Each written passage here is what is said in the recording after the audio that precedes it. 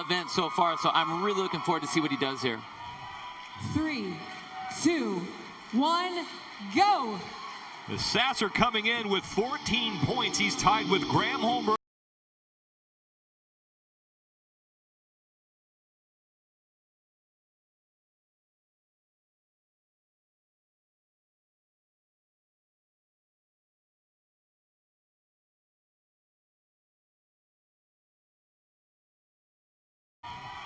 Three, 2, 1, go!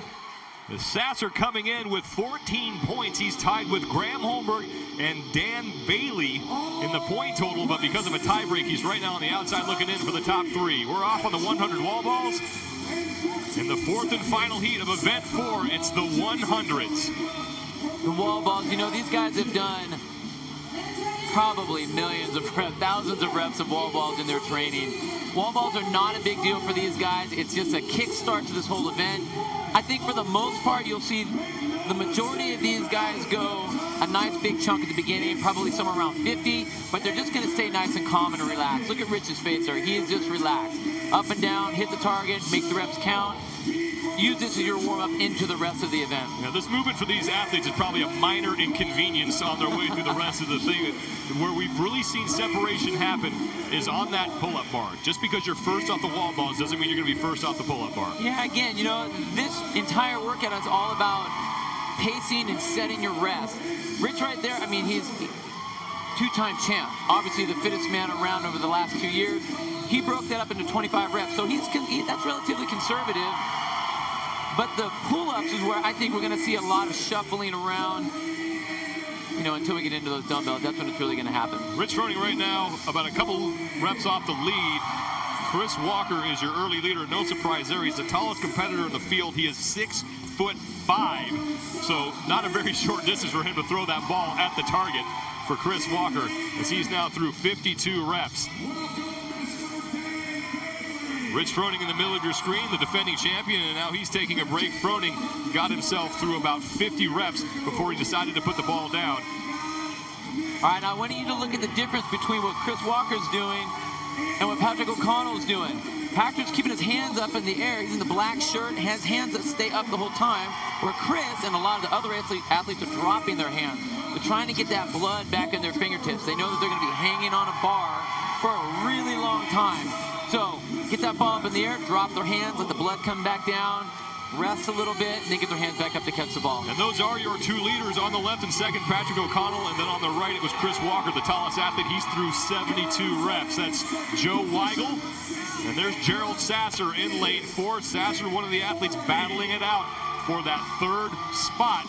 He has 14 points overall after 3 events. The time to beat here today, 24:07. That belongs to Mitch Barnard. Did that in the 2nd heat. So because you have so many big names in this heat here, if you're one of the newer guys, what you have to do is not get all caught up in the excitement of being in the top heat with these big names.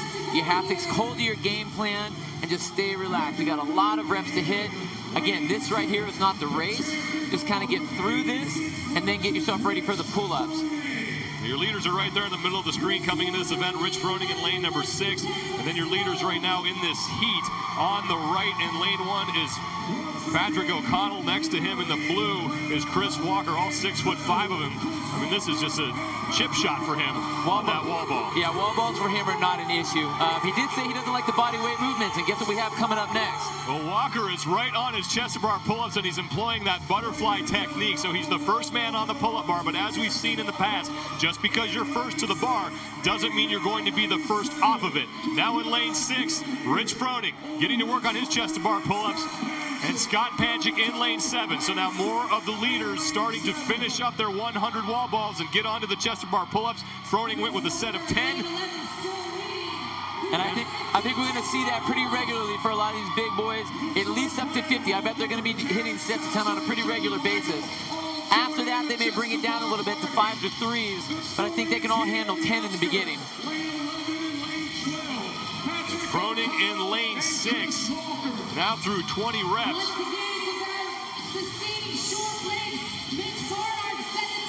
Chris Walker's through 25. And now every athlete except for Matt Hewitt in lane 1 is done with the wall balls. Rich Froning looking very smooth on those chest to bar pull-ups. We saw him do something very similar in that 13.5 head-to-head competition that he had with Jason Khalifa on those chest to bar pull-ups. He looked very methodical on those. Yeah, pull-ups are not a problem. You know, he's a bigger athlete, 195 pounds, but pull-ups are not an issue for him. He has an uncanny ability for a lot of those body weight movements to do so well at them, and then so well when he's doing any kind of weighted movements as well.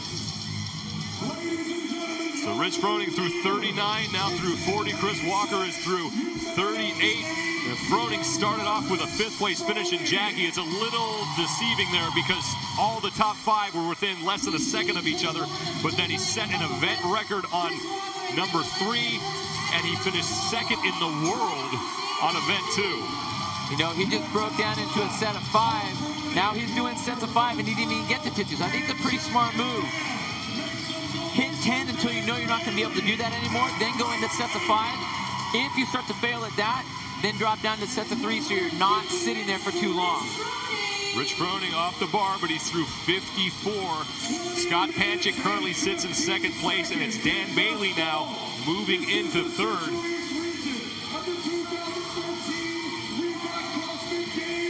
We approach the 6-minute mark, 25-minute time cap, and so far only 2 men in this region have completed this event inside the 25-minute time cap. Scott Panchik, 2nd overall, best finish in event 2, where he took 2nd place, has yet to finish outside of the top 7. Look at that. All these guys are moving smoothly, though, for those sets of 5. And look how short that rest is. Counting himself down to probably 5 seconds and then getting right back on the bar. Rich Froning through 70 reps. He is about 6 ahead of Scott Panchik, and now Dan Bailey moving up as well. Nick Forey is there, as is Marcus Hendren.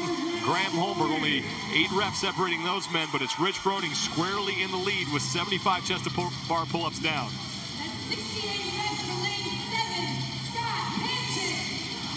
You know, all these guys, even Graham Holmberg right there, I think they've all employed that sets of 5 as they're making their way through. Again, what's important is keeping that rest time down. And you know what's so great? These guys are such smart athletes. They're not getting overexcited about what they have to do. They know that they need to keep below that red line so that they're able to get through this easily and efficiently and hopefully finish this workout. That's Chris Walker in lane 11. He's through 62, and he was the first man to the pull-up bar, but now he is falling back in the pack. Rich Froning with 10 to go before he moves on to the one-legged squats. It's probably not too early to start talking about it, but the event record belongs to Jason Khalifa. He did it in 20 minutes and 15 seconds. Wow, you know, again, for a guy who said he didn't do this, I don't believe it. I mean, that looks extremely strategized right there. Very consistent unless he is just that mature of an athlete at 25 years old. Rich Froning is on to the one-legged squats. He's the first athlete there and going right into that movement as we approach the 8-minute mark. 25-minute time cap on this, and Froning now your leader as he is the first man to the 3rd movement in this event. The fact that he is this far ahead already is really, really impressive. Again, I don't think any of the guys are going to make up a whole lot of distance during the pistols. It's going to happen during the snatch, but, you know, he's well ahead right now, and I think that's going to work in his favor without a doubt. In lane 7, it's Scott Panchik now moving on to the one-legged squats. Yeah, I was just going to say, it's just a matter of, is he going to chase Jason's record or not? He said he's not worried about event records right now. He just wants to win so he can get himself to the games.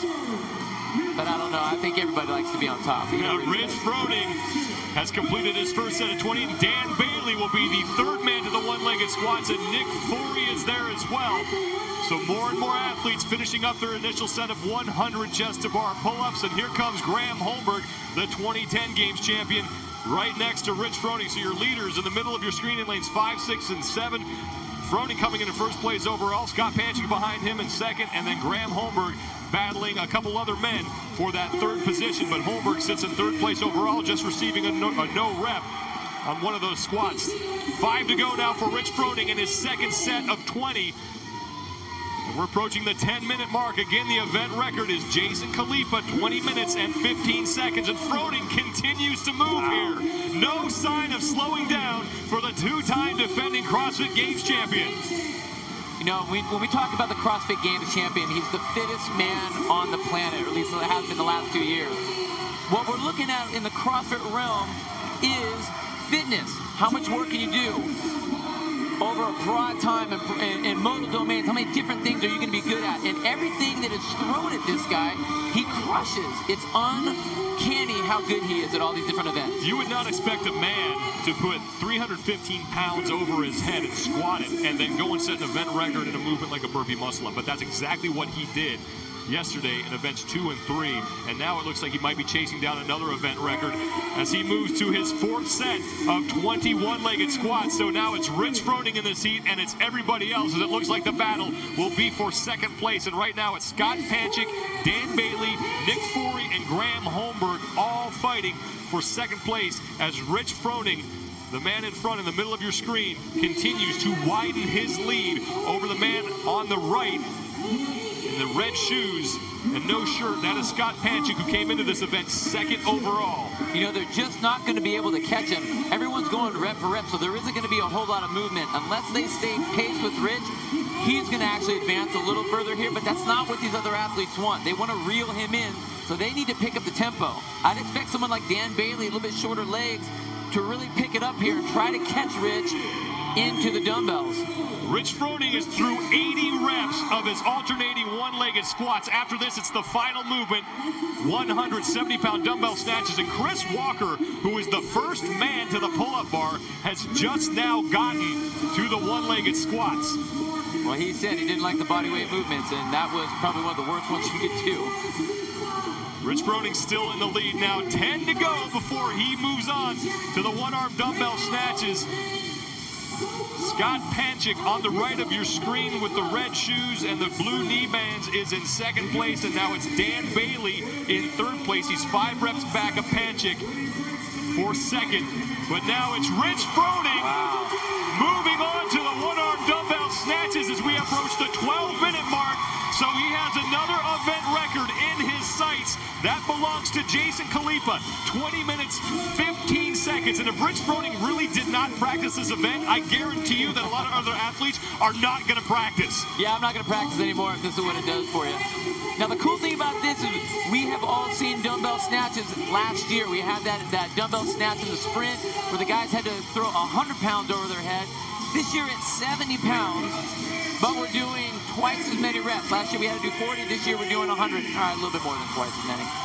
Well, the last man to actually beat Rich Froning in a competition is Graham Holmberg. And Holmberg currently battling Nick Forey, Dan Bailey, and Scott Panchik for 2nd place. Holmberg's through 80 reps. He's 5 back of Panchik. Now, of these guys, last year when they were doing that dumbbell snatch sprint, the next best score was Graham Holmberg. He actually got 336 in that dumbbell event.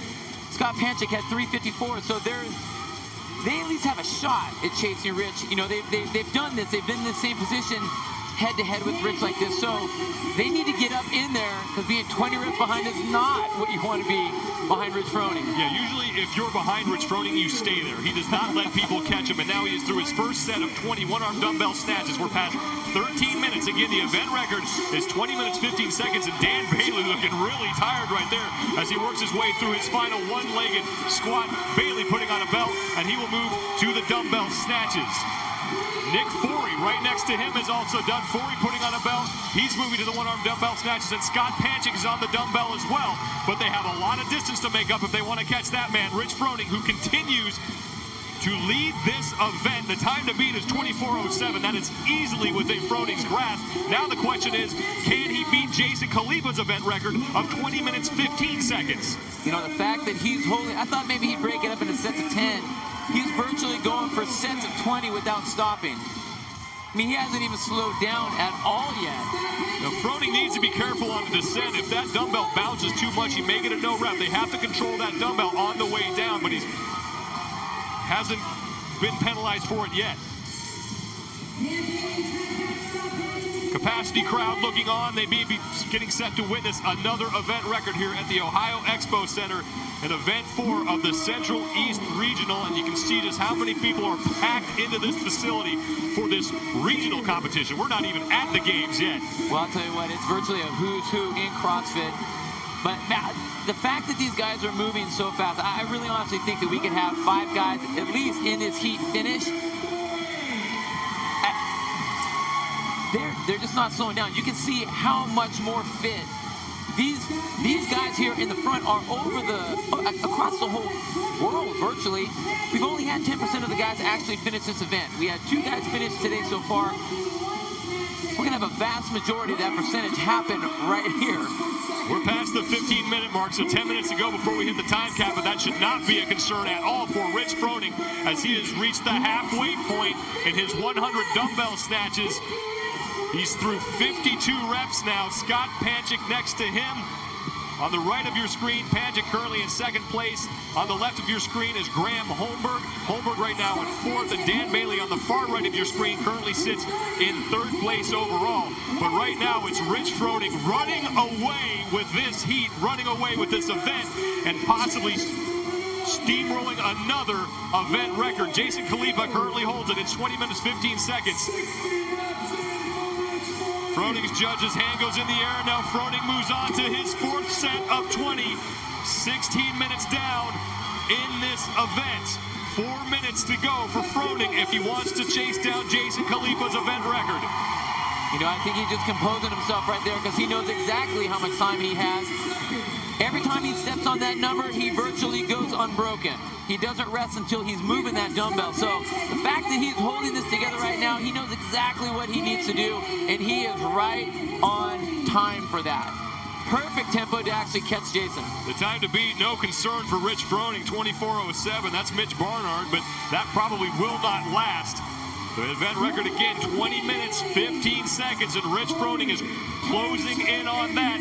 Now through 70 reps of the one-arm dumbbell snatches. Wow, right there is his first break at 10. First time at 70 reps that he actually broke at 10. So you can tell it's fatigue's starting to set in, but his tempo and his pace is so fast right now. Plenty of people here from Rich Froning's gym, CrossFit Mayhem, wearing those blue shirts in the crowd, and they continue to cheer on the 2-time defending CrossFit Games champion as he is tearing through these one-arm dumbbell snatches. The fans from CrossFit Maximus getting into it as well as they cheer on Chris Walker. Walker trying to get through the one-legged squats.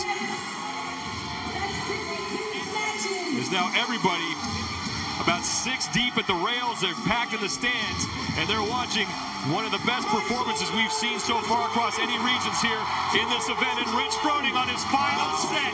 17 minutes, 30 seconds gone by. The event record, 2015. Froning taking a quick break. And now he'll get back to work on the dumbbell. Rich Froning in 1st place. He already has 2 wins so far. He already has 1 event record. He did that yesterday. And now he's looking for his 3rd win of the competition and his 2nd event record in as many events. I want to know if he's going to be able to go all 20 straight right here. That's what he needs to do if he wants to hit that record. He doesn't need to beat the rest of the crowd right now. He knows he's here. He's done that. Is he going to chase that record? Is he going to give this crowd a show? Look, everyone's got their phones up. They want to record this record being broken. Rich Froning could make a trip to the concession stand and come back, and he'd probably still be in the lead. Scott Panchik's in 2nd place. He's through 65 reps. But now it's Rich Froning with 10 to go, and he has less than 2 minutes to get them before he hits the mark that Jason Khalifa set of 20 minutes and 15 seconds. And Froning on the dumbbell. He is well above that pace. Took him only a minute to get that last 10. Rich Froning, another event record in his sights. Right now it's 20 minutes, 15 seconds, but that's most likely going to change. 5 reps now for Rich Froning. He already has 1 event record. He's looking at a 2nd one. 3 to go for Froning as the crowd is counting him down.